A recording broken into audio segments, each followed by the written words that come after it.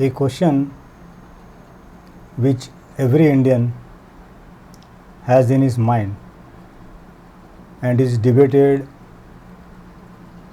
for more than a decade is whether India will ever become a superpower. If yes, then when, why, and how. And there are many other questions related to this. First, let us understand existing superpowers like USA, UK, Europe, and everyone knows the names of various countries which are the top 10 superpowers. There may be, I think, in the United Nations there are around 200 countries. I am not aware. Then non-alignment movement,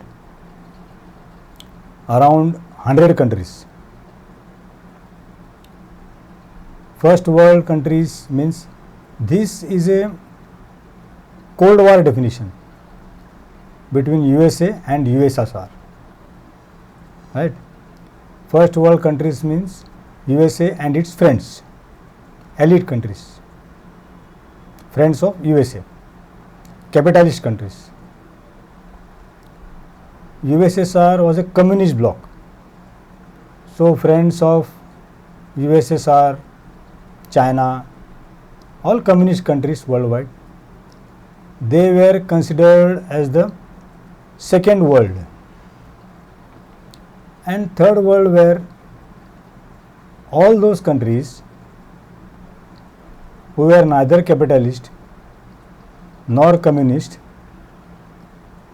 but were exploited by capitalist and communist countries.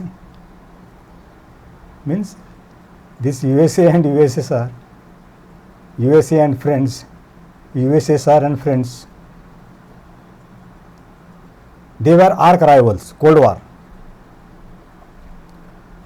And these both countries, one capitalist, one communist, exploited other countries worldwide who were neither capitalist nor communist. They were termed as the third world. It's not a joke, it's a fact.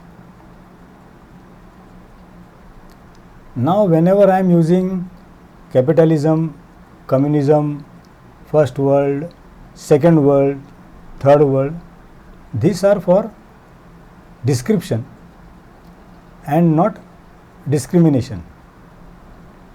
Right? So top 10 countries in this world, which if you Google you will find out. I will not waste my time on that. Top 10 countries are usually top 10 currencies. There are exceptions, but let us not go into that because that is not the topic. Usually fully convertible currencies are acceptable, and usually superpowers will have fully convertible currencies. So top 10 countries is equal to top 10 currencies. So top 10 currencies, top 10 country, right? The most famous fully convertible is US dollar. I am using this because people are aware of the rates and then we can compare, right? Now currently say $1 is around 70 plus rupees. 1 euro is around 80 plus rupees and 1 pound, British pound, is 90 plus rupees. Please note, these currency rates are highly variable and they keep on varying, right?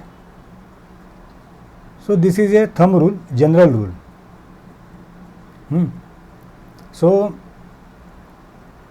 if any country wants to become superpower, it has to be, as a country, it has to be physically, mentally fit, financially fit, army, navy, air force has to be strong, education has to be good, health systems has to be good, public service has to be good, private service has to be good, and that is called as gross domestic product, per capita income gross or per capita income net.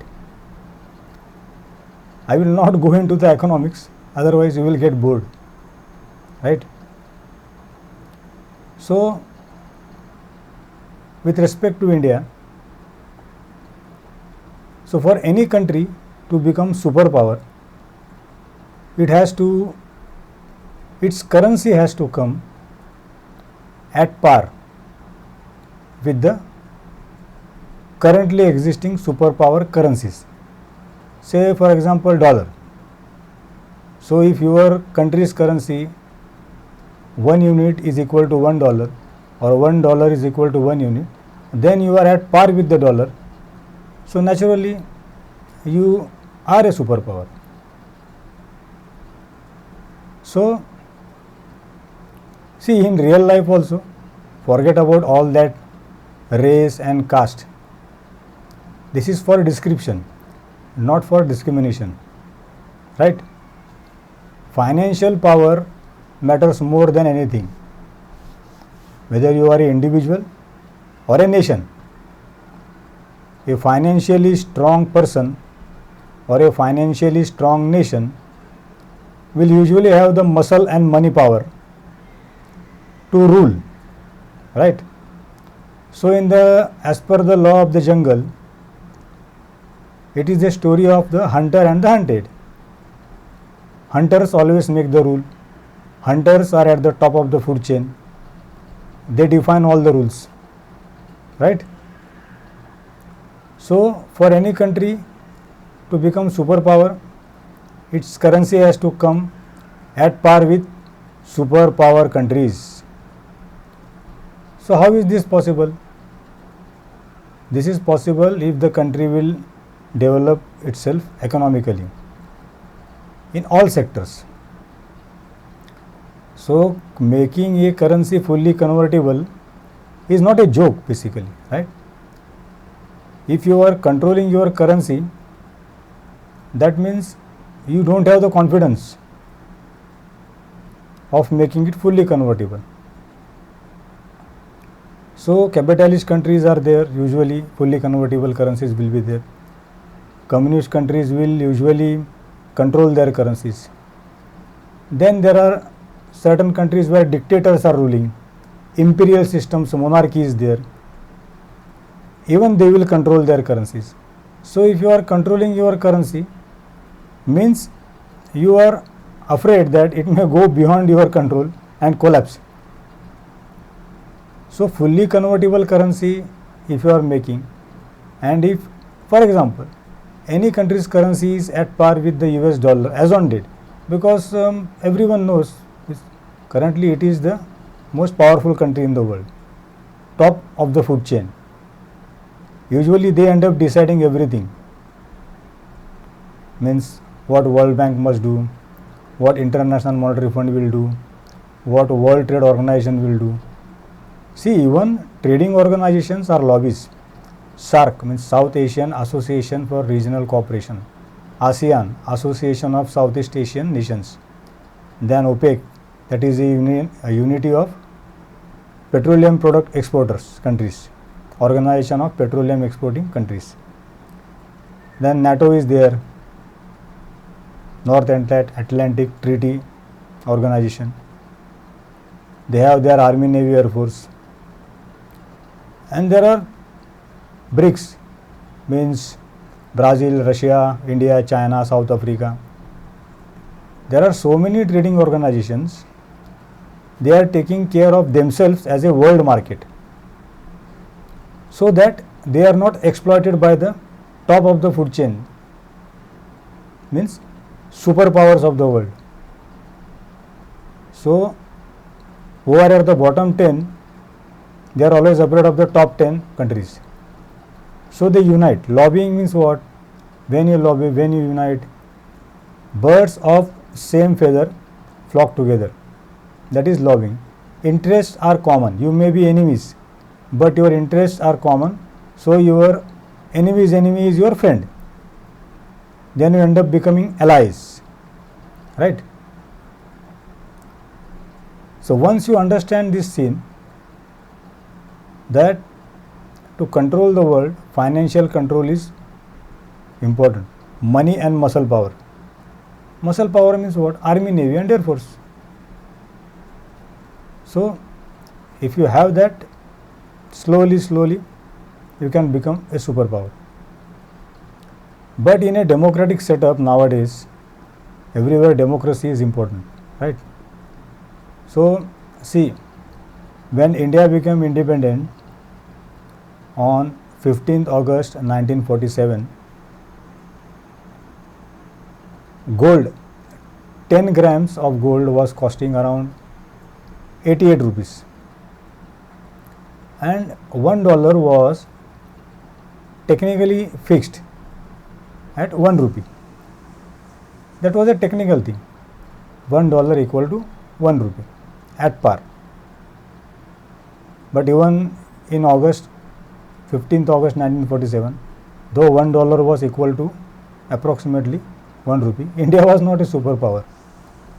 We were just getting independence, right? And I think British pound at that time means 1 pound was equal to 10 rupees, 10 to 15 rupees average. Now $1 in the 75th year of independence is 75 rupees, and 1 pound is 101 rupees. So just imagine, 1 pound was 10 rupees in 1947. Now in 2021 it is 100 rupees. $1 was equal to 1 rupee in 1947. In 2021 it is 75 rupees.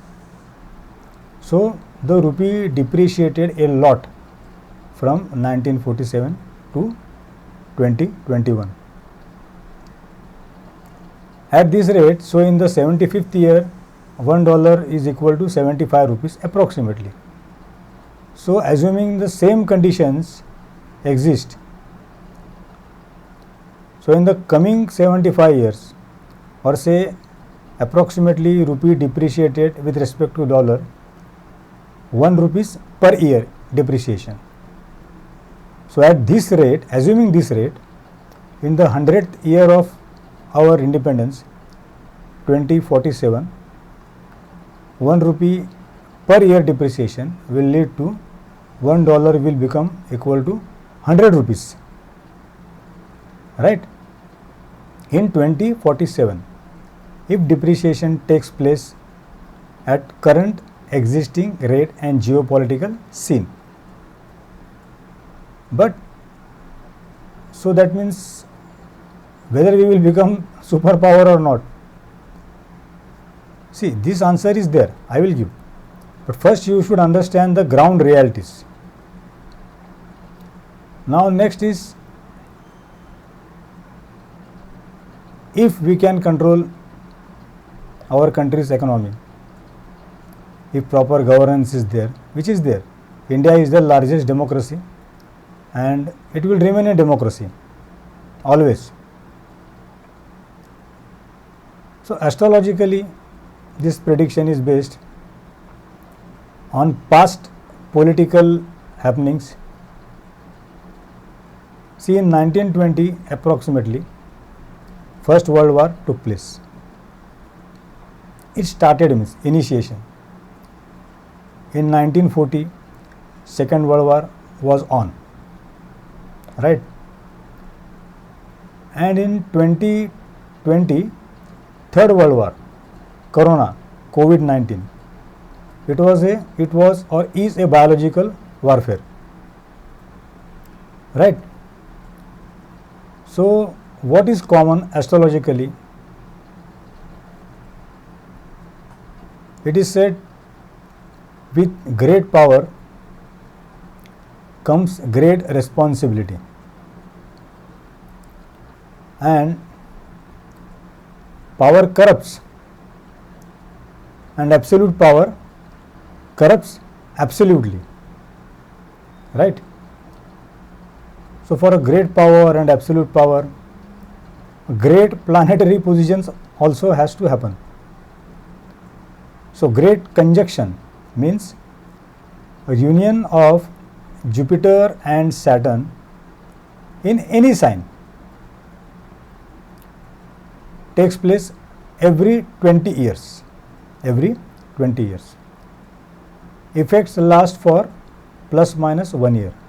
Please note, in astrology, anything greater than 50% and less than 100% is acceptable, right?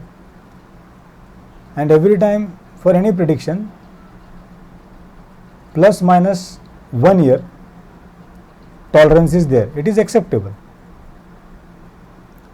So in 1920, great conjunction took place, then in 40, then in 60, then in 80, means 1920, 1940, 1960, 1980, then 2000, right? Now 2020, it has gone by. Next is again 40, 2040, 2060, 2080 and 3000. Okay. So this 20, 40, 60, 80, remember this. Usually during these great conjunctions, means Jupiter and Saturn in one sign, great things happen. It has happened. You can check on Google. You need not be an astrologer to understand all these things. Just go to Google and search all these 20, 40, 60, 80 years in any century. 14, 15, 16th century, 17th century, 18th century, whatever century you want, you can do. Basic homework. You will find that great events, world changing events, game changing events have happened plus minus 1 year of this 20, 40, 60, 80. Next, solar cycles, when sunspots are increasing or decreasing. This solar cycle lasts is usually for every 11 years. It is not very stable. It can be plus minus 1 year also. Sometimes it can come after 10 years, sometimes it can come in 12 years. It is 11 years plus minus 1 year. Jupiter cycle is 12-year cycle and Saturn cycle is 30 years cycle. So Jupiter and Saturn will meet in one sign, great conjunction, any zodiac sign, every 20 years, and in the same zodiac sign every 60 years. 60 years, right? So if in 2020 it is in a specific sign, say Capricorn, in 2020 Jupiter and Saturn were in Capricorn, borderline of Sagittarius and Capricorn, right? So after 60 years, means 2020 plus 60 is 2080. It will again unite in the same sign. Why I am telling you this? Because to know when these superpower things happen, when these great things happen, great conjunctions are required. So now the world has understood, because of Corona, the power of unity. Good people have to unite. Good countries have to unite. United, we can rule. We are strong. Divided, we will fall. So what will happen? All these World Trade Organizations, all countries geographically adjacent to each other, and all continents geographically adjacent to each other. Physical proximity is required for similar culture. Usually when you are physically close, your adjacent countries, your adjacent continents will usually have your language and your culture. That is normal. Just watch the globe or the local political map of any country, and you will see that countries sharing common borders, adjacent countries will usually have common language, common culture, common race. This is for description, not for discrimination. And automatically, see, someone with common culture, common language and common race, we can identify with that person, that culture, that language, right? If a person belongs to our culture, our race, our language, he knows our culture, he understands our culture, we can become friends very easily. So natives and aliens scene is always there, right? So what will happen now in this current, now it is 2021. So we have seen so many things have happened in 2019, 2020, 2021, right? So in the coming 20 years, from 2020 to 2040, we will see that all isms, whether they are religious isms, communism or capitalism or whatever isms, will dilute. They will unite and they will dilute also, and they will stop exploiting each other. All adjacent countries, adjacent continents and people with same culture will form unions in the form of, like say we have this European Union now, they have common currency, right? So similarly, usually when you have a common currency, it is natural that you will have a common culture, common language, you can talk with each other, you can walk with each other, you can understand each other's culture, language and race also. So European Union is there. Similarly, SAARC, like India, we want to see whether it will become a superpower. So South Asian Associations for Regional Cooperation. So countries adjacent to India will form a union like SAARC or even greater than that, like say European Union, because trading interests are common, and maybe they will have a common currency also, which is acceptable by all. And in this coming 20 years, capitalism will be diluted, communism will be diluted, dictators or imperialism, monarchies will be destroyed. Monarchies will be destroyed, dictators will be destroyed. No one will accept dictatorship by anyone. And even exploitation of the third world by the first world and second world countries will not be acceptable by the third world, because they will unite, which they are already, like non-alignment movement, right? But they will unite powerfully, and even they may form, like first world will have a common currency, second world will have a common currency, and even third world will have a common currency, right? So maybe there will be top 10 first world countries, top 10 second world countries, and top 10 third world countries, right? As on date, top 10 first world countries means capitalist countries. USA is currently the leader. In second world, Russia is trying to maintain its position as a leader, and China is also fighting for number one position. And in third world, largest democracy in the world is India. So once you understand the top 10 first world countries, top 10 second world countries, and top 10 third world countries, in this third world country, India may be the first country, the leader of the third world. It is very likely leader of the third world. Like leader of the first world is USA and UK and Europe. Leader of second world is first world is capitalist world and allies. Second world is more or less communist world and allies. So Russia and China will try to maintain their top 10 position. And non-aligned movement.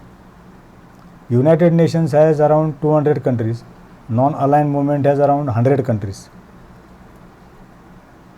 So from 2020 to 2040, this clear definition of first world, second world and third world will take place. All countries will realize their responsibility and they will understand that exploiting each other is not the solution, or making colonies in other countries, annexing other countries, dictating other countries will not lead anywhere and no one will accept also. So it is quite clear that from 2020 to 2040, India will slowly and steadily emerge as a superpower of the third world countries, and it will lead by example, following democracy and a mixture of capitalism and communism, right? See, we have also to understand that rate of gold in India during 1947 was for 10 grams 88 rupees, right? Now it is approximately for 10 grams 50,000 rupees, okay? For other people to understand, for $1 we require 75 rupees, so they can convert and understand the position of our country. $1 is equal to 75 rupees, 1 pound is equal to 100 rupees, 1 euro is equal to say around 88 rupees, right? So in our country as on date in 2021, any person, means I am speaking about the middle class people, because middle class people define a country's prosperity. See, rich people are rich, they are super rich, they are not bothered by any first world war, second world war, third world war, they are rich only. And poor people are poor, they are poor only, means poor people, what to say means no one takes care of them. Middle class people are the people who define the economy, they are the workforce, because super rich people own industries and many things. Very poor people are in the fourth class. Middle class people are somewhere in the middle. They are neither in the first class nor in the second nor in the third class, right? They are always in the second class. So how we define, say currently, assuming in our country higher middle class, middle class and lower middle class. I am not speaking of higher class people who are very super rich people, higher class people economically. When I say class, I mean economics, financial power, not caste, creed, color or sex, no discrimination intended, okay, purely financial class. Like in plane also we have first class, second class and economic class, we have business class in planes, in trains, it is purely financial, right? So I am talking about the middle class people. What I have seen is, currently any person who is earning say more than 1 lakh rupees per month he will come under more than 1 lakh rupees per month. He will come under the higher middle class. Average 1 lakh rupees per month, maybe gross or net, higher middle class, right? Average definition, thumb rule. Then anyone who is earning around 50,000 rupees per month, 50,000 rupees per month will be middle class, and anyone who is earning around 25,000 rupees per month or less than that will come under lower middle class, because cost of living is very high nowadays. See, Times of India newspaper on 15th August 1947, costing was 1 anna. So in 1 rupees there were 16 annas. Now approximately the Times of India costs 10 rupees. Special features will cost around 10 rupees, maybe less than that. I am approximating. If it is a special feature, 15th August or 26th January, something special. So see, just look at the cost. 1 anna on 15th August 1947 newspaper, now it is costing 10 rupees. So the cost of newspaper has increased, right? Everything has increased. Then what I have observed is, roughly, this is a thumb rule. I am not speaking of super rich and super poor people. Middle class, higher middle class, middle class, lower middle class. Roughly, I have observed from 1940, I have checked the records also.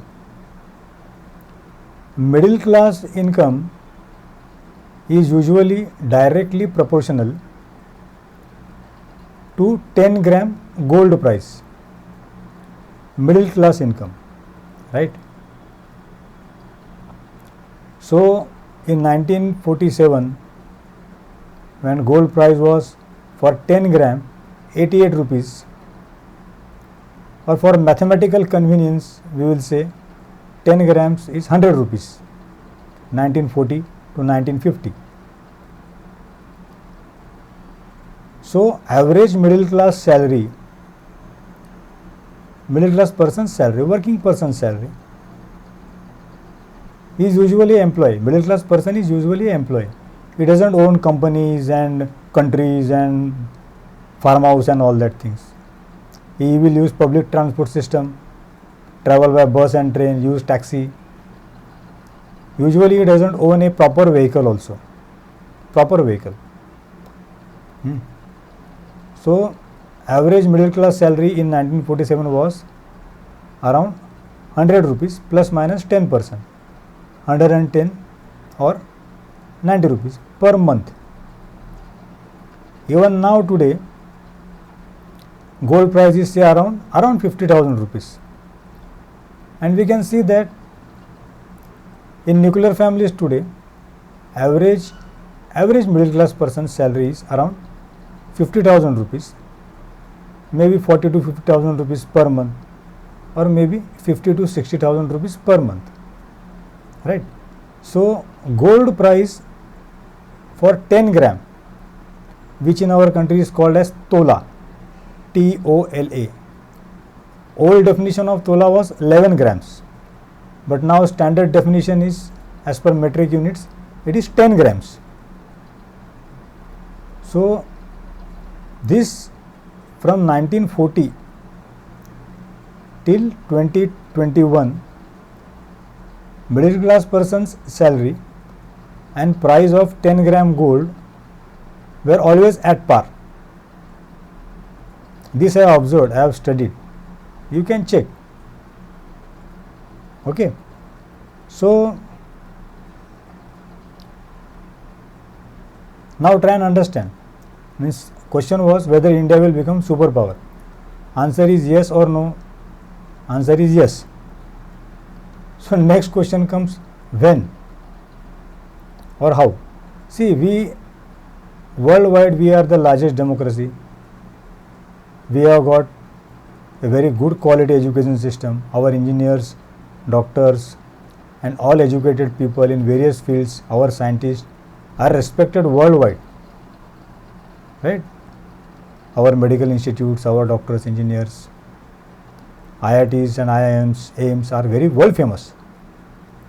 So quality education is there. And why this brain drain takes place, or this migration and innovation theory, right? I have given a lecture on that. A different video is there. Aryan migration, Aryan innovation theory. Why people migrate, why people invade, right? It is clear there. So why people migrate? See, it is simple. Usually a good doctor or good engineer in our country, whatever he earns per annum, annual, he will, this is a third world country, right? India is a third world country. So whatever he is earning per annum in Indian currency here, he will get per month in first world countries, right? Because we prefer capitalist countries.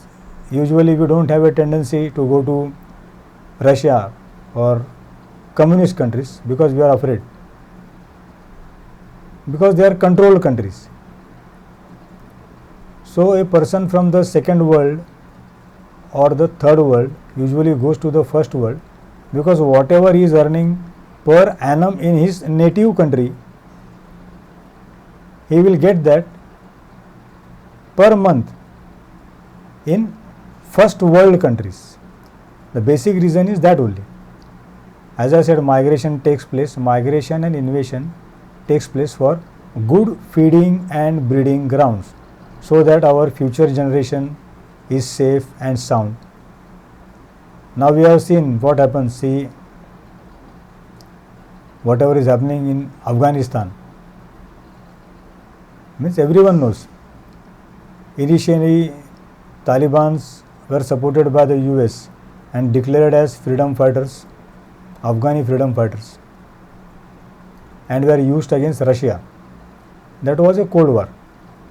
Later on, these first world and second world countries did not need this third world country anymore. So both of them just let them go, ignored them. They removed their army, navy and air force, and now that native country has landed in trouble. So this means northwest frontier, northwest of India. So what will happen? 2020 Corona, Third World War, COVID-19 has already started. Now with this unstable northwest frontier for our country, with a military rule, this northwest frontier will be exploited by second world and first world countries, and they can cause internal civil war in our northwest frontier, adjacent countries to the northwest. So this will slowly lead to a third world war, again because of the first world and second world countries. This our northwest frontier, northwest countries will suffer. And natural means if China will take advantage of all these to control our northwest frontier, because even it wants to become a superpower. Everyone wants to become a superpower, but there are good ways of becoming a superpower also. There is no need for threat perceptions using army, navy and air force and dirty politics. But slowly, as I said, 1920 Great Conjunction took place, First World War took place, plus minus 1 year. 1940 Great Conjunction took place, Second World War took place, right? And now 2020 Great Conjunction took place and Third World War is on. It is not yet over, means Corona is over. Now doctors know what to do and what not to do. Vaccines have come, vaccines will keep on coming. So now the medical, biological warfare has ended now. No one is afraid of that. This Delta, Beta, Gamma, these variants will keep on coming like the flu virus in Europe, and our scientists will hit back successfully. So nothing to worry about that Corona thing or COVID-19 situation. Of course, maintaining safe distance, sanitization and all the rules by government we have to follow for our own betterment. But this our unstable northwest frontier, this is going to trigger a third world war. And again, there will be a drifting of continents, in the sense adjacent countries and adjacent continents will unite for their own interests. Right? See, I am repeating, adjacent countries and adjacent continents with common culture, common language, common race will unite for their own mutual interests. Lobbying will take place and well-defined first world, second world and third world will take place. United Nations and NAM, non-alignment movement or nations, they will also play a major role. And World Bank and International Monetary Funds, usually donors control these institutes. Whoever donates more will control these institutes. Everyone knows that. You don't have to be a banker to understand all these things. Like, so this third world war scene has already started, and with a unstable, because everyone knows, so I am telling this, northwest frontier, our northwest frontier, this will lead all military states, wherever military is trying to take control in any country anywhere, and especially in our northwestern sector, northwest frontier, anyone who is trying to rule by military power, right, might is right, will fail. And that will lead, a great depression will occur in all these northwestern countries. Their economies will collapse. Food, clothing and shelter will become very sparse. Tremendous. We have seen people falling from planes, fleeing their native countries. Right? People falling from planes and fleeing their native countries. That is called migration. They are risking their lives climbing on planes to leave their native countries to go to alien countries for better feeding and breeding. Right? Nothing wrong in that. So this thing, exodus from that company, outgoing, and this exodus, someone going out from a country will go in some country, right? So there will be an influx. This refugee problems is very dangerous, and this can affect, refugees can affect, influx can affect the economy of any big country on a large scale. And also there is a threat perception. Even terrorists can come in the garb of refugees and try to destroy a stable country. So a new world order will be defined again after Cold War. This will be another type of Cold War. Again, first world countries and allies, second world countries and allies, and third world countries. So, like from First World War 1920 to Second World War 1940, see, it was 20 years time, right? This is astrologically calculated, so I am saying. So from 2020, and progress also took place from 1920 First World War to 1940, Second World War, in 20 years the world progressed like anything. War was there, destruction was there, Japan was bombed and imperialism was destroyed, Allied forces fought back. So from 2020, like from 1920 to 1940, First World War to Second World War. So from 2020 to 2040, Third World War, larger effects. Third World War, COVID-19 started that thing, it triggered. Now a unstable northwest frontier of our country, that will be the epicenter, like in earthquakes, there is a epicenter. So Third World War epicenter will be in our northwest frontier. And naturally we are not going to keep quiet. Now we are not that country in 1947. We are also a democratic country. Our gross domestic product is also more. Per capita income is also more. Millionaires are also increasing in our countries. Of course, we have our problems. See, our country is a very large country. So it will take time. So if first world countries are lions, if second world countries are tigers, and if Central Asian countries call themselves as tigers, then we are the elephants. We are calm and quiet. But lions and tigers never mess with elephants. Elephants are quiet because they know they can control lions and tigers, and they are vegetarian also. See, like hippopotamus is vegetarian, rhinoceros is vegetarian, right? Usually means gorillas and apes are also vegetarian. Exceptions may be there, but elephants are pure vegetarian, no doubts. So if first world countries and second world countries are lions and tigers, our country is an elephant which is on the move. And when the elephant starts moving, the whole jungle watches. So from 2020 to 2040,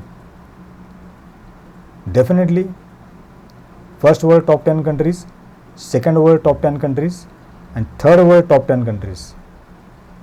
First world is capitalism, second and allies, second world is communism and allies, and third world is neither communist nor capitalist. They will take good things of both and develop on their own. So these so-called developing countries or underdeveloped countries,